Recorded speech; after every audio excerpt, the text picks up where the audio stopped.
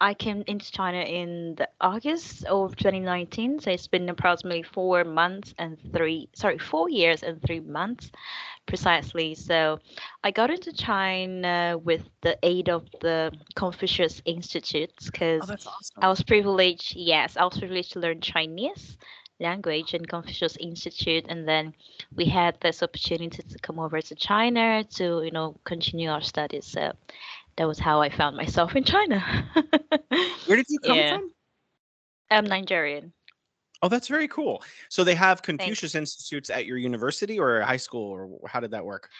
University in Nigeria currently, I think we have about four in different universities in Nigeria. So I chose the one in the east because I'm from the eastern part of Nigeria. So my university was there, and they happen to have Confucius Institute in my university. So I just Does took that the mean, opportunity. are you fluent in Chinese? Well, I've okay. My bachelor's was majored in Chinese, so I'm a certified Wow. translator right now. So I Oh would my say goodness. I no, I'm I so have to jealous. be 还可以. Yeah. I'm like, hey, no, you have a bachelor's degree in Chinese. You're like Yeah. need a Zhongwen Jin Hao, So like that's a 还行，whole other 还行. level. Yeah, you're just modest. That's what it is. You have a bachelor's degree in Chinese. You're a translator, but you're saying Haikai, so that you're just really modest. So you came in 2018. What was your experience of the first month or two? Well, how was everything different? How was everything the same? What was it like coming to China? Well, it's obviously the part of isolation. That part, isolation hits you because now you're in this reality of you're not with your family. So now you have to make new families, which is kind of very difficult. It was very difficult for me because I'm from Africa, and Asia being a totally different continent with different cultures, so it's more like, I don't know, it's more like turning a new leaf, like having probably written a book on self-love, and now you have to read on calculus. So it's totally different. So I was just here and there. It was one word was just different. So, you mentioned everything being different, having to start a new family. I think, if I'm not mistaken, I was on WeChat and you liked one of King Kwesi's posts. Did I? Did I see this? Yeah, yeah. So you know King Kwesi. I do, I do. You live. We've You live actually in. a couple of You times. live in Yeah. Beijing. I am in Jinan, and it's Oh, he's in Weihai, so it's more like very close by. you're both in Shandong. Have you actually met King Kwesi in person? Couple of Wow, times. Yeah. he's a pretty cool guy. We've had him on the show like about a year ago. Yeah. Oh, So that's nice. Well, yeah, yeah, we're all kind of podcasting together in a big circle. So we kind of all just end up meeting each other. Yeah, he's a really cool. So you met when you say you made new family in Jinan. What does that mean? Like what? How do you do that? well, like I said, how different it was. New family in this sense means you have to make friends. You have to, if possible, make local families. The IE shushes around.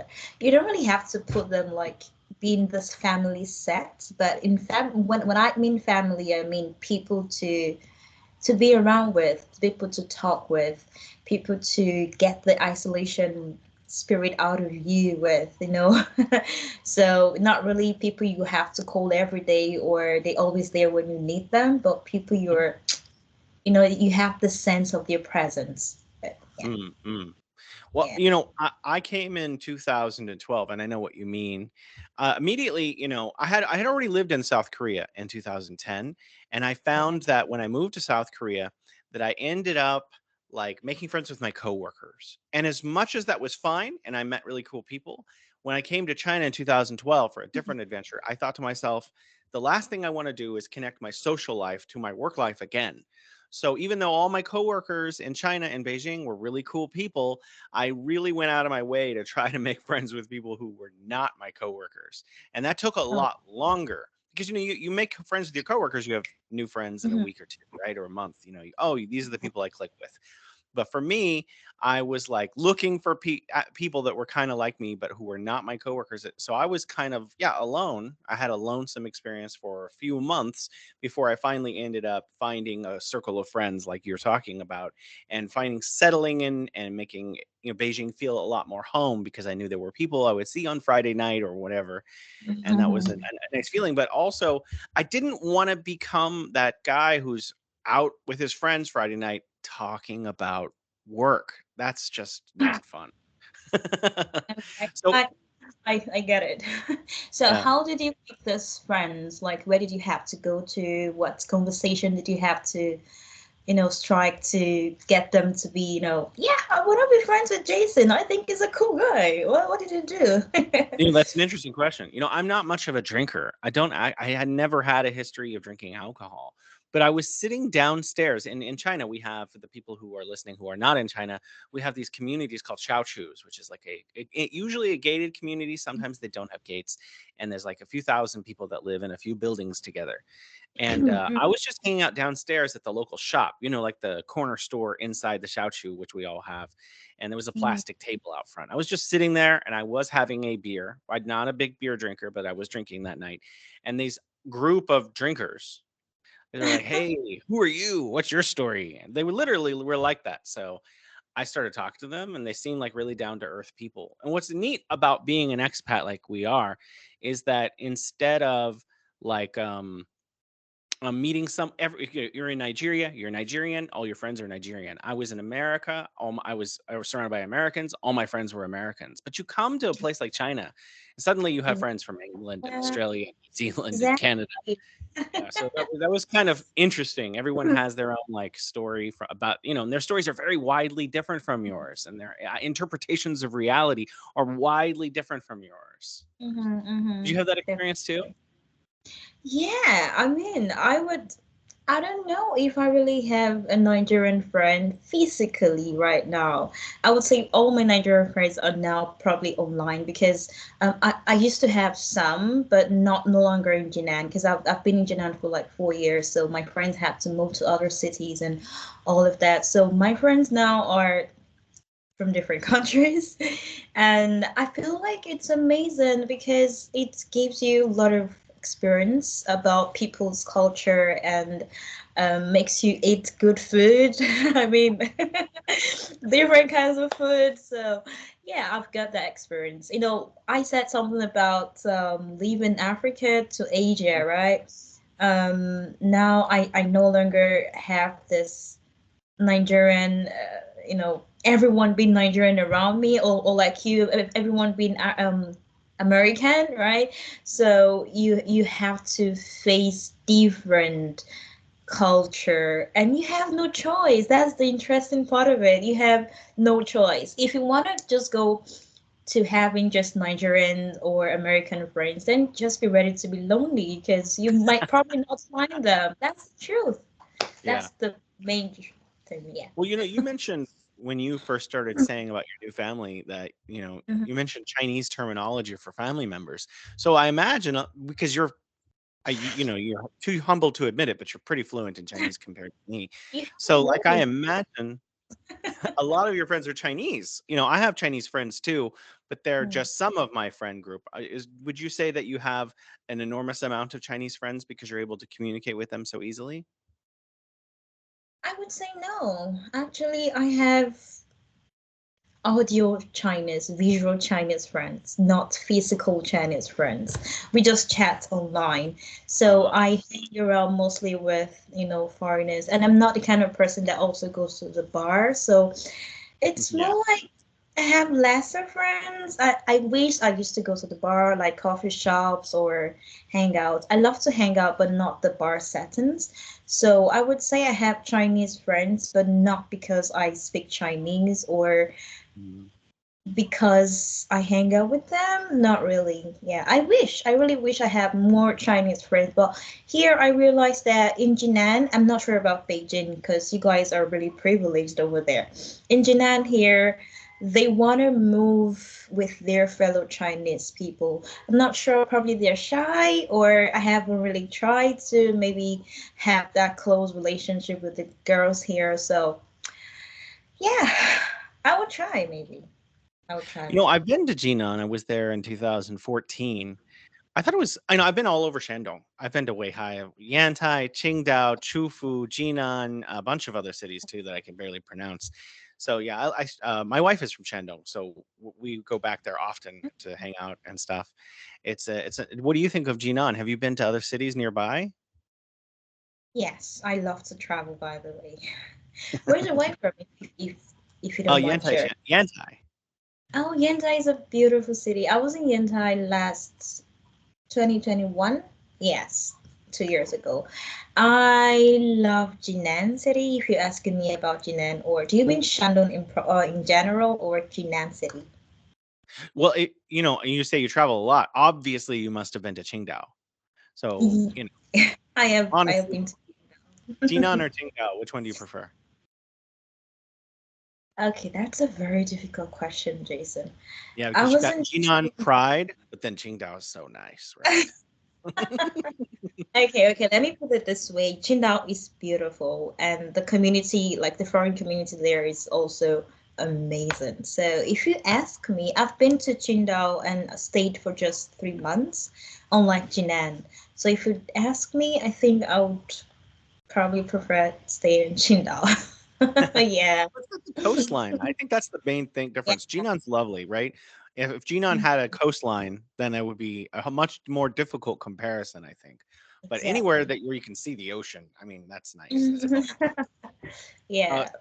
well, I was going to ask you about safety. I don't know anything about Nigeria, honestly. But how do you feel in China? Do you feel like it's a safe place to live at night? Do you walk around? Do you feel comfortable walking around without someone there with you? If I could give China an accolade, it's definitely about its safety and convenience. So, being a lady here in China, I think I feel quite safe. Okay, I feel quite safe. I haven't been to other countries, but I would say that being in China is very, very safe. Very, very safe. No matter what time you're going out or coming into your house or traveling, everything. It just gives you the sense and the safety. Yeah. Mm. I can see from behind you that your apartment looks pretty nice. So I wanted to ask you, what was it like? Did you come over as a student? Firstly, that's first question. So are you a Yes, student now? I am. You are still, so are you getting a PhD? I'm currently doing my master's in public administration. Wow, that's awesome. So did you have to find your apartment or was this provided for you by the university? I had to find my apartment. What was that like as a foreigner in China trying to find an apartment?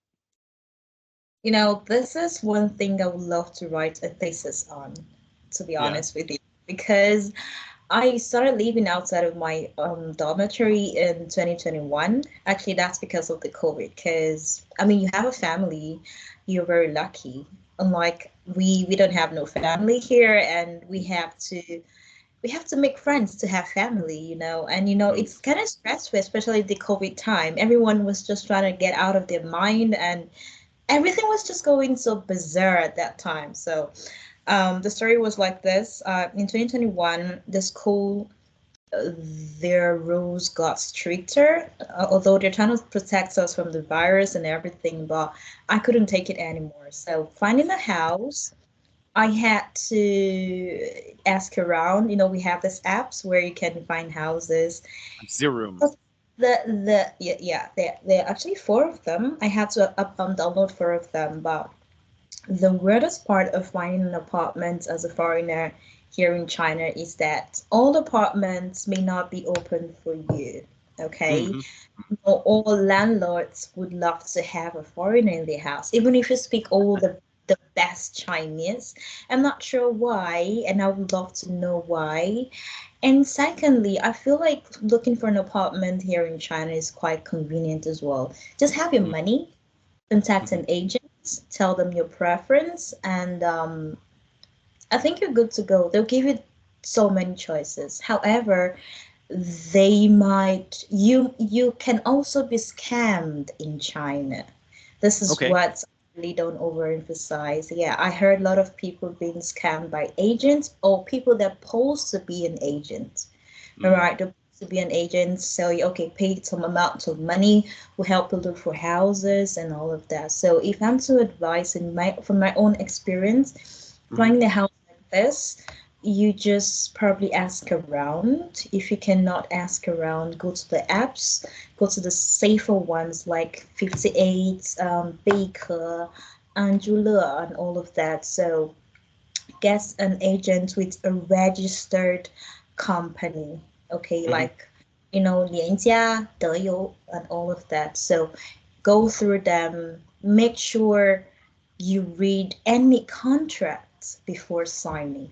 I mean, reread, paraphrase, ask them to translate to English if possible, or you do it yourself because I'm not sure why I'm saying all this because I actually explained this on my YouTube channel about how you can get away from fake agents. So Mm, when everything is solved, okay, one and another important thing is ask to see your landlord if mhm. possible.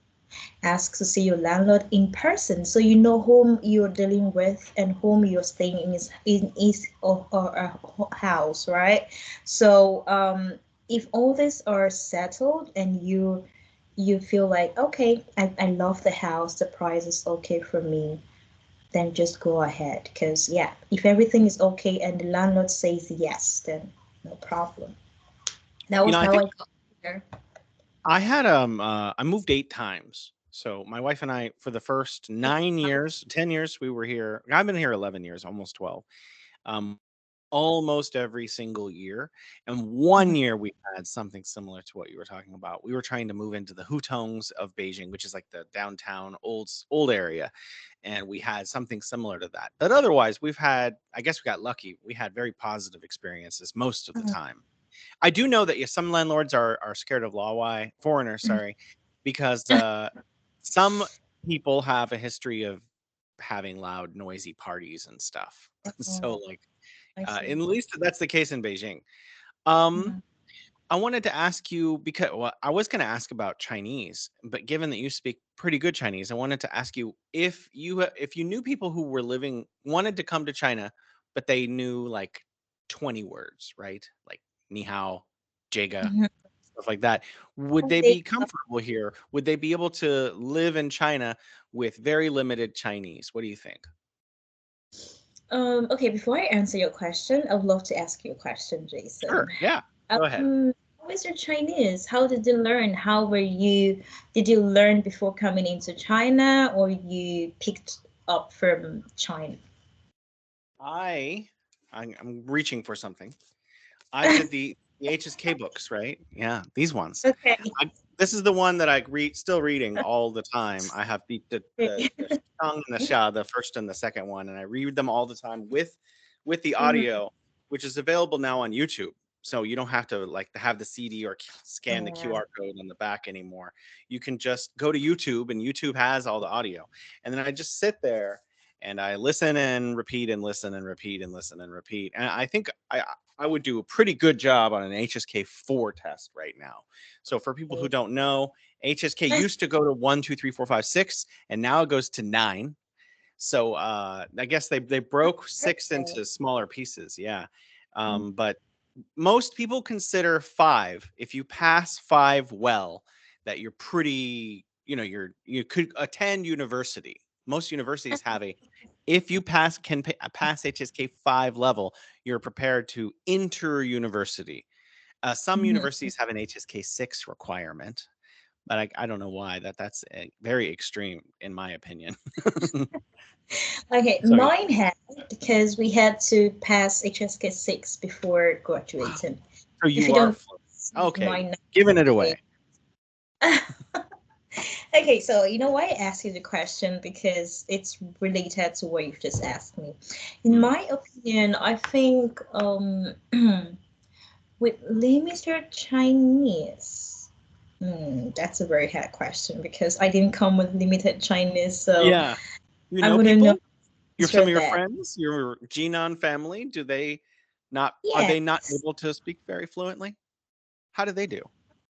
Let me see. I was okay. Apparently, I was talking with a friend yesterday. He's from Morocco, and he was explaining to me his experience coming to China. He came to China in September of this year. So he was telling me about how frustrating it was in Beijing airport, Mm, literally, because although people, I mean, technologies, this translation and all of that helps a lot, but if you're coming into a country like China with limited Chinese knowledge, that might be a bit hard because I'm not sure all Chinese would be very patient to wait for you to reach out to your phone and start translating. I'm not sure they have that patience, okay? And if you cannot maneuver your way in a place like the airport, you might be so frustrated.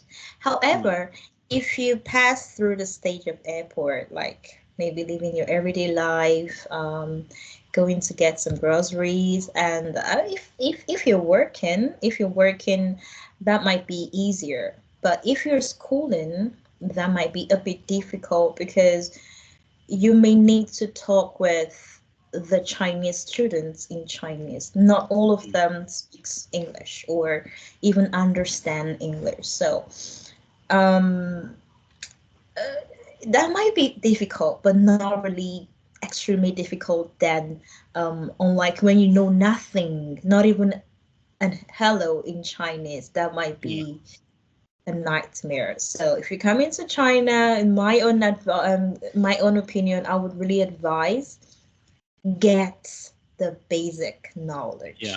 Well, Hello, my name is. Where is this place? Can I mm, get mm. this? This, yeah, something like Yeah. that. Well, I didn't fully answer your question because this is what I use here in China to study. But when I was living back at home in San Francisco, I did take it was a junior college. We have colleges and we have junior colleges. Junior colleges are for like easy classes, kind of about everything, history, basic stuff. And between after I moved back from South Korea, I just took some courses for fun. I was like taking art and I took Mandarin, but I didn't take the 3 unit full 1 semester Mandarin. What I did was they had a 1.5 unit course, which is like half course spread out over a full semester. It's super easy. You go like a couple hours a week and we learn like pinyin and how are you and yeah, where is the that kind of stuff. So Okay. exactly the kind of things you're saying you should know this, that is what I knew when I arrived. Maybe that is why it was a little it was easier for me to adapt than some of the people that I knew who came over with me. Some of the people I Mhm. knew who came over with me were like, "Oh my god, I can't take this. What's going on? I don't understand anything." And some of them literally after 2 or 3 months they ran back home. No They're way. like, I can't do Oh it." my God. Oh my God. That's okay. So would you advise someone to be in your level? Probably someone that's not really because I learned Chinese intentionally. For some people that do not want to learn Chinese, would you advise them to at least get to your level or maybe higher than how you came into China with? I What's think gonna be your advice? I think in my opinion, it's just my opinion, I could be wrong. I think Mhm. that you need two things to be successful in China. Number one, you need kind of like an outlook that this is not going to be like home. This is going to be different. You have to expect that people are going to behave differently. And that can take all kinds of forms that you don't expect. So you have to expect the unexpected and be okay with that. And then number two, yeah, you should have like a basic understanding enough to if you go into a menu or sorry if you go into a restaurant and they do have a menu with pictures, you should be able to figure out how to get what you want in that scenario. Exactly. Yeah, if you go to a restaurant and they have no pictures on the menu, yeah, maybe that's not the restaurant for you. Yeah, definitely. I mean, I do that right now. Like, if I go to a restaurant, because there's some Chinese vocabularies that I just don't stress myself, to be honest. Like engineering, Mm, like mm, food sometimes. I like to see what I'm gonna eat. Not mhm. because I may read it wrongly and you give me something else that I may not be okay with. So I love to see pictures too. Well, I like that idea. Let's share weirdest things that came. to you at a restaurant when you were expecting something else, because I've got my story already. This was my first year in China, and I was using pictures actually. I couldn't read at that point. I can now. I couldn't read at that point, and I saw what looked like meat. You know, I was like, oh, this is going to be great. And what came out was lungs. So they Oh, served like lungs, like chopped up. It wasn't even like super well cooked. It was just like kind of cooked lungs.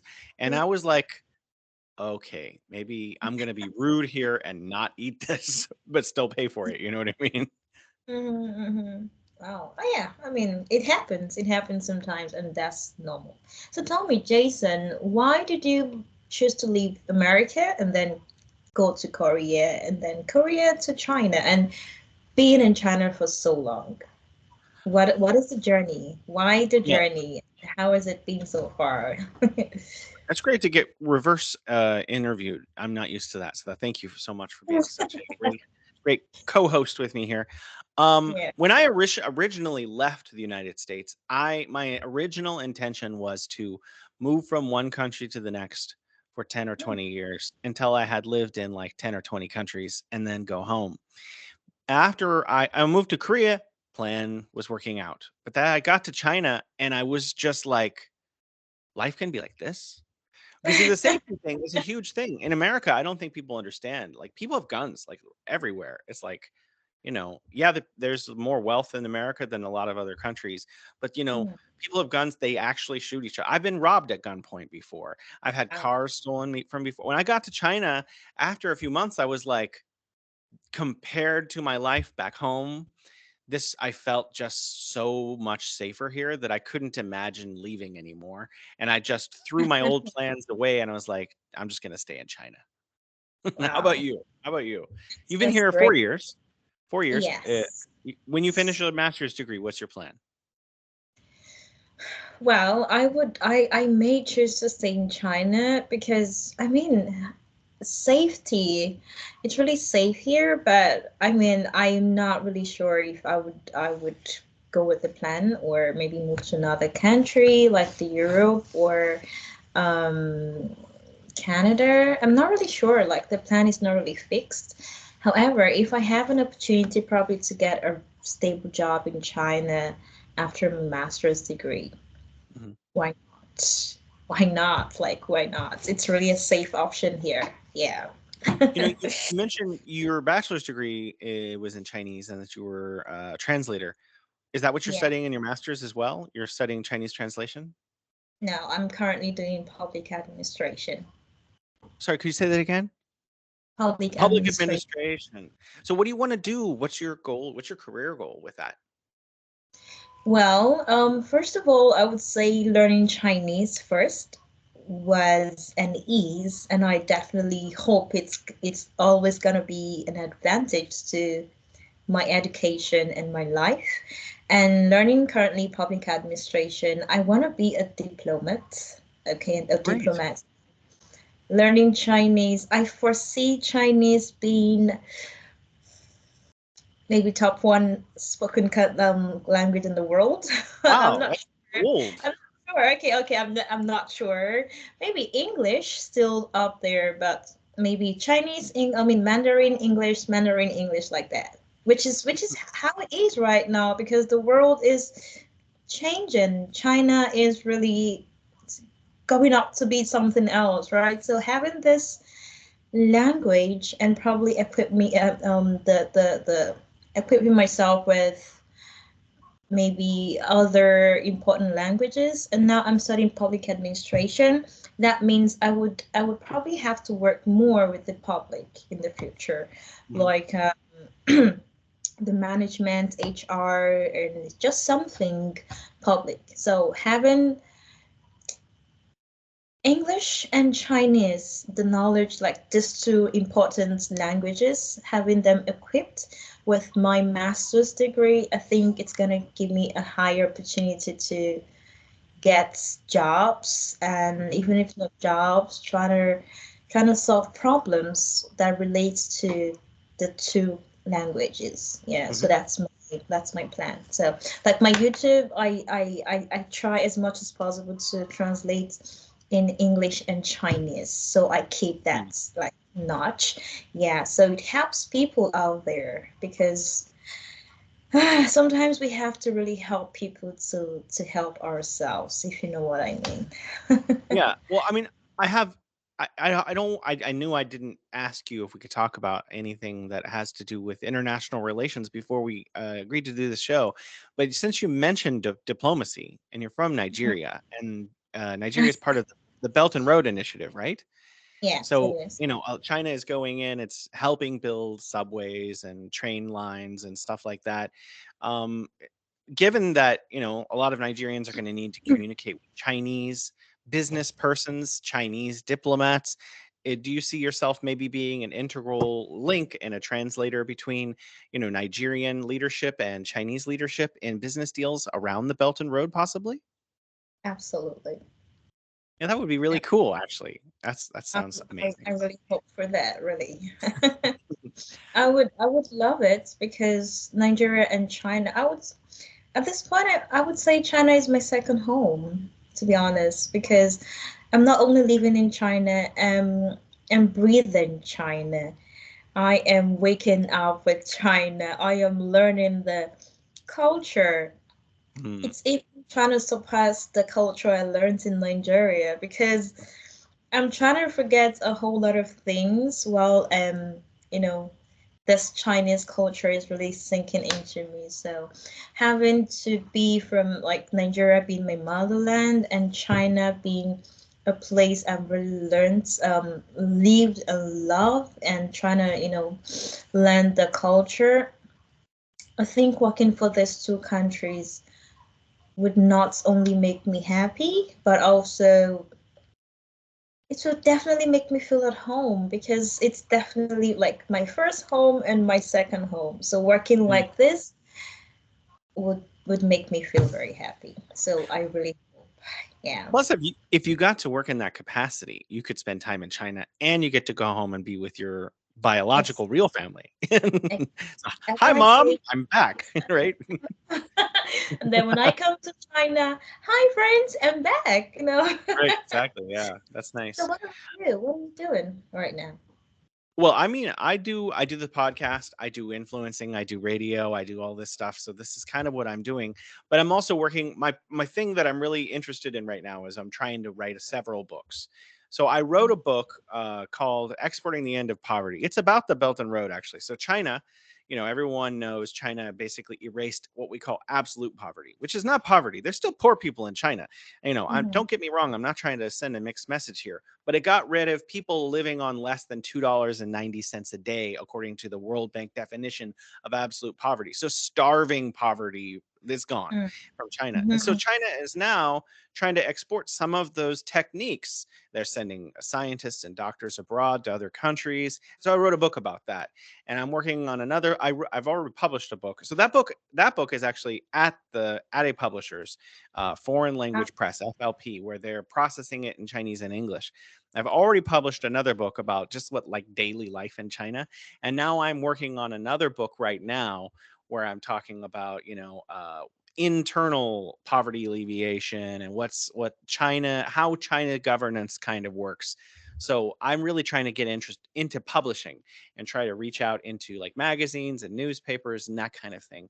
And it's a lot of fun, actually. It's really fun because you and I talking is comfortable. I'm having fun, but I actually think I come across better on paper. Because on paper you can write down your thoughts and then later you can go Mm-hmm. delete the thing you didn't want to say and add something Exactly. else. And yeah, it's kind of fun in that way. Yeah, but I'm planning on staying here. I have my green card, so I've got that worked out. That's one of the benefits of having Congratulations. a Chinese partner. Oh my goodness. I mean, people will actually kill for that, you know that, right? Oh gosh, don't let them kill me, please. Congratulations, Jason. That's a big one. And Well, I mean, you, Ryan, mm, it's great. It's great. I mean, wow. You know, to be honest with you, I've always wanted to write about being a black girl in China mhm, mhm, because mhm. I feel like that's a very, very important thing to write about, and also of being a students in China. And a lot of people are students in China, but they don't talk about the main experience. So Mhm. I've thought of it, but I'm not much of a writer. So hearing you say you want to write about this, I feel like you're doing a great job, Jason. Well, I have So a does. friend. He's from Mm-hmm. England. He takes his words and records them into an audio device, and then the computer writes them down. Then later he edits them. So, you're an excellent speaker. You've been doing podcasts for about a year now. If you just got in front of your microphone and started talking about your experience as a black girl in China, or as a student in China, what the real life of a student in China is like, then the computer will type it up all for you. All you have to Mm-hmm. do then is go back and edit it. So Edited. yeah, that's all you have to. That's the easy part, is refining what there's a comedian. He said, I can't remember his name. He's either Key or Peel from the duo, the comedian duo. But he says that when he first starts writing, he's a script writer for movies. He's just shoveling sand into the box, and then later he turns it Mm-hmm. into sand castles. So shoveling sand into the box is writing, and making sand castles is editing. So if you could just have all your sand in the box already because you just had the computer write up your words, then Mm-hmm. you just have to, make the sand castle. Okay, you are really inspiring me right now. You know, this is one of the reasons why I love podcasts. I love podcasts a lot. Okay, that's amazing. So how would you, in one word, you've been here for 11 or 12, going to 12, right? 12 years. How would you classify your life, not like China, but your life in China in one word? In one word, um, security. Security. Wow, The that's reason great. I say that is, in America right now, you have like the haves and the have-nots, right? People who are very wealthy, maybe 20 or 30 million people who are fine and everything's going great for them. And they all have retirements, and they're on, Forbes talking about, oh, I'm going to buy an RV, and how am I going to spend my $2 million that I've saved for retirement? I'm going to Maui or whatever. And they have their own conversation, and movies are made about their lives. And then you have the other 250 million people who are like working two jobs to pay the bills, and everything is a struggle, and Yeah, like the groceries becoming more expensive is hard, and so they don't exactly. have yeah. So for me in China, I have the ability to retire when I get into about 60. It's 60 now, but probably it'll be older later, 63, 65, whatever. I will be able to retire. Things don't cost that much, apartments don't cost that much, food doesn't cost that much. So I feel security living in China, knowing that if I need to go to the hospital, I can go to the hospital because I have the people's insurance. And there's a hospital next to me. I go there, I spend like 30 kwai. If I have a very severe illness, maybe 100 kwai. So Mm, that's in America. If I went to the same issue, I would be spending thousands of dollars to deal wow. with that. So I feel security in China, like almost like a safety net, the way that society works Mm. and kind of takes care of itself. What about you? Same question. If you have to, put your entire life in China into one word. Okay, let me think. I have two words, so I'm trying to match them into one word. Ooh. Let's see. um,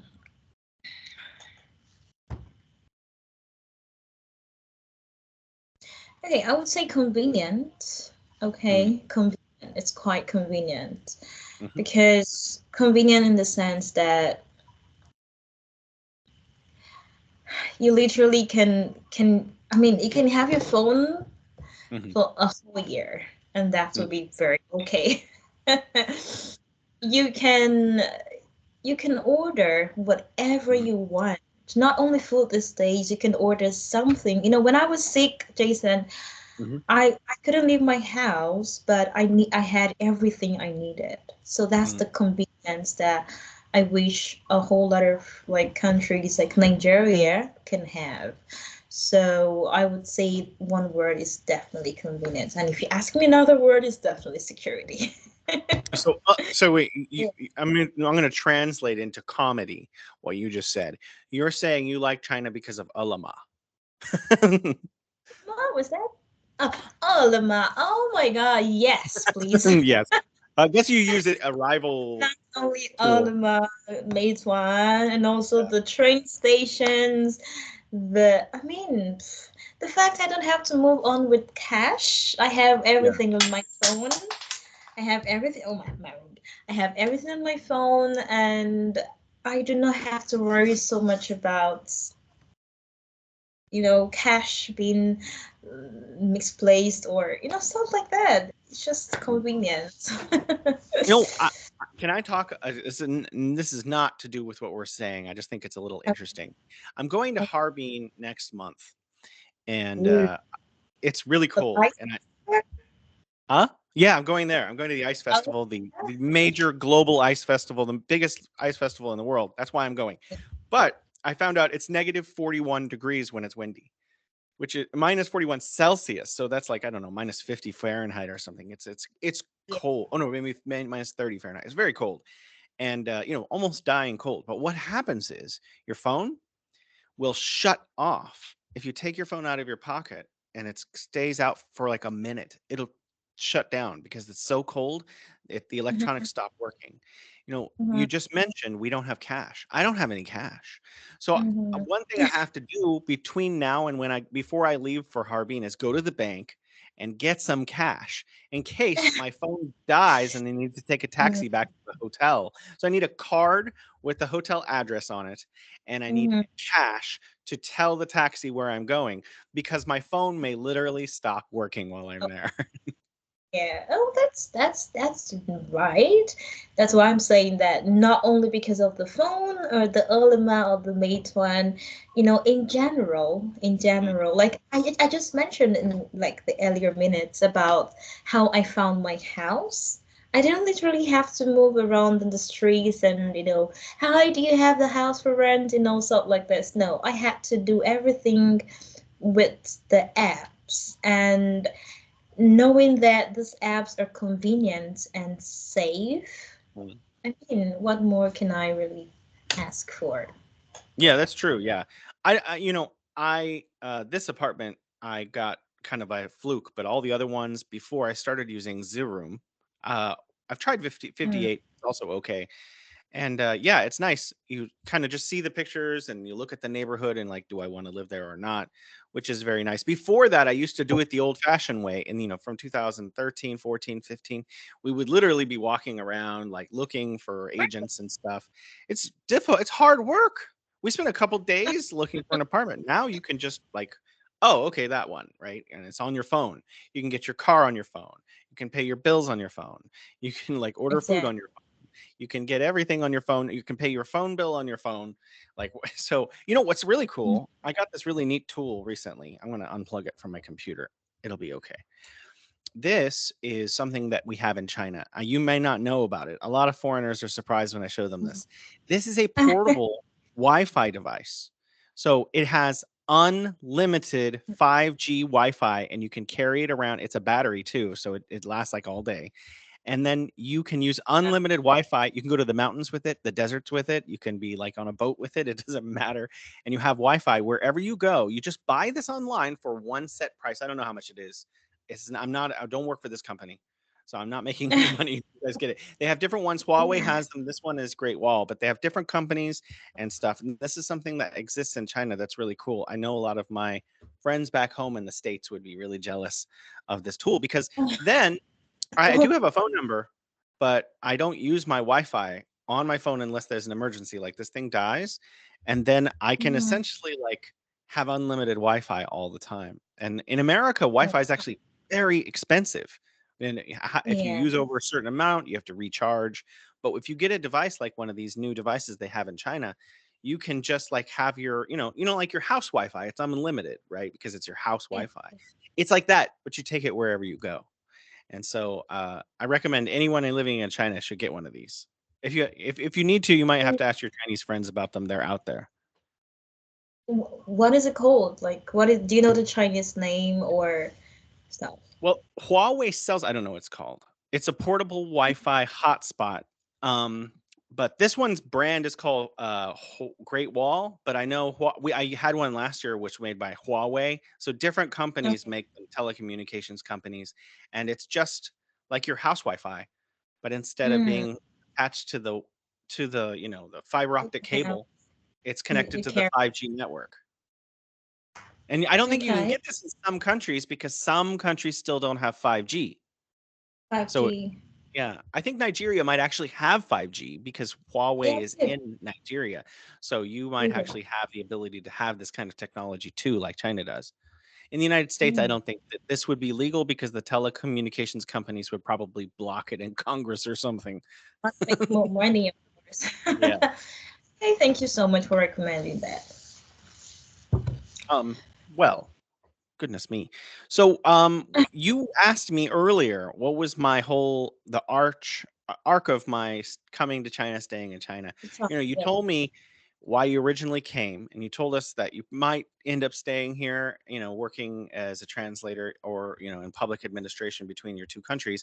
But how Mhm. did coming in 2019 to translate to you still being here, coming up on 2024? Sorry, I didn't know that.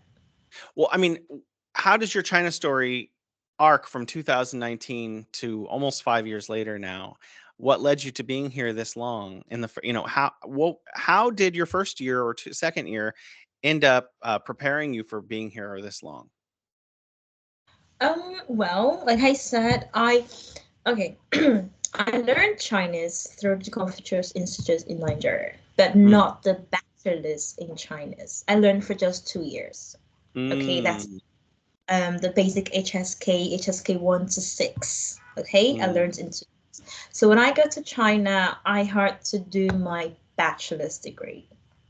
Okay, that's for four Mm. years. I So see. yes, so that's like straight up 4 years. However, it was okay. That's funny. It was the COVID. I got to China just 4 months before the COVID, so Hmm. apparently we had the 4 years of my bachelor's online. It Oh was wow. just yeah. So we didn't really have this interactions with like students a lot. So this is I graduated this year, and I started my master's just a month later. So yeah, that is. I probably have more 2 years here or 3 years. Well, I want to ask a follow-up question a little bit. Uh, So, a couple of questions. So, in Nigeria, because I look at this map of where Confucius institutes are all over the world, and they're like at least almost every country has at least one or two or three. So, does that cost money to attend the Confucius Institute and study Chinese, or is it a free, like a donated kind of service? no, it's not donated. It's actually costs money, and I'm not Mm. sure for now what their pay is. But when I was studying Chinese in 2017, we had to pay like registration fees, buy our textbooks, like the HSK textbooks, and when it gets to exams, you have to register for the exams because the test papers are sent directly from China. This one, yes. You use the same one as this school, yeah. Yeah. Yeah, so we started with one and then we went up to six. So we had to pay the registration and then we started if it's something you can really endure because a lot of people drop Yeah. a lot of I think we started with a number of 300 in a class, like in a Mm. class, literally in a, but on getting to level 3 we were less than 50. Wow. Yeah, it was crazy. It was so hard, and for every level you have to pay for the registration or the exam. So, and if you're not able to pass a level, you may have to stay back until you get that done, and then you go to. So it's not free. However, it's not massively expensive like the Mm. college fees. Yeah. Well, my next question, if you don't mind, was how are there scholarships for foreign students studying in China, in Jinan? So is it made affordable for foreign students coming to China to study here? Yes. I actually came through Confucius Institute scholarship. okay, Mm, because they had this exam set up for us, and if you pass, you will have the opportunity to come over here. So my bachelor's was taken care of, wow. and after my bachelor's, I was privileged to be given a scholarship by the government for Wow, my that's master's. amazing. Oh, congratulations. Then you yeah, I can understand why you were having such a good time here. Wow, I wish all my school was paid for by a scholarship. That would be great. Yeah, so you might that's great. I think you answered most of all the questions. What about daily life? Now that COVID is out of the way and the pandemic is gone, what about daily life? Going out, hanging out with friends. You mentioned you don't go to cafes, you don't go to bars. I don't go to bars anymore. I don't drink anymore at all. But I definitely like go to the park. I go to the cafes. I go to like events where there are speakers talking about things. I was at an event talking about climate change last night. It's a free event. Bunch of experts, nerds were there to tell us about their adventures in helping fight climate change. It was great. It was fantastic. And so that's the kind of stuff I do. Mhm. Maybe I have dinner once a week with some friends. We sit around and talk about like whatever. So, what about daily life in China? What is that like? What is that experience like? Going to the mall? What are malls like in China for you? Or do you go to malls? Okay. I would say again, you guys are so privileged in Beijing. you There don't are know no what malls in Jinan.